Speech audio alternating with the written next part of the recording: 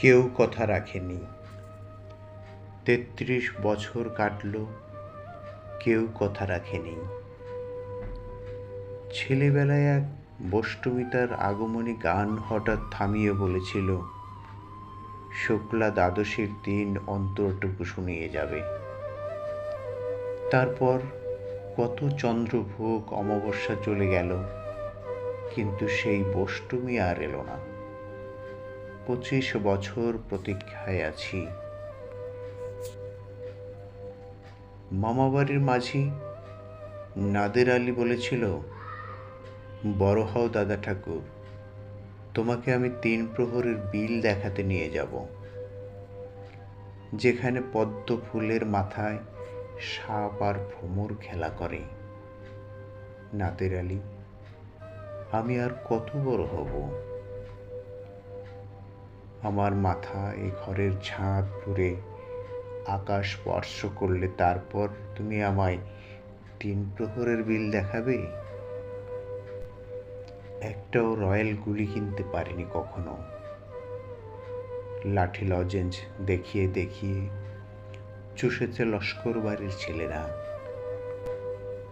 চৌধুরীদের গেটে দাঁড়িয়ে দেখেছি ভিতরের রাস উৎসব।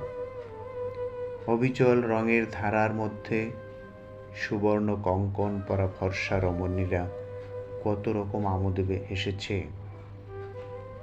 আমার দিকে তারা ফিরেও তাকায়নি। বাবা আমার কাঁধ ছুঁয়ে বলেছিলেন, দেখিস একদিন আমরাও। বাবা এখনো অন্ধ, আমাদের দেখা হয়নি কিছুই। সেই রয়্যাল গুলি, সেই লাঠি লজেন্স, সেই রাস উৎসব আমায় কেউ ফিরিয়ে দিবে না। বুকের মধ্যে সুগন্ধি রুমাল রেখে বরুণা বলেছিল, যেদিন আমায় সত্যিকারের ভালোবাসবে সেদিন আমার বুকেও এরকম আতরের গন্ধ হবে। ভালোবাসার জন্য আমি হাতের মুঠোয় প্রাণ দিয়েছি।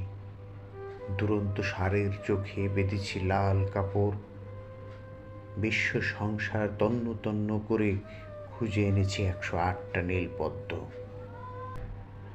তবুও কথা রাখেনি বরুণা।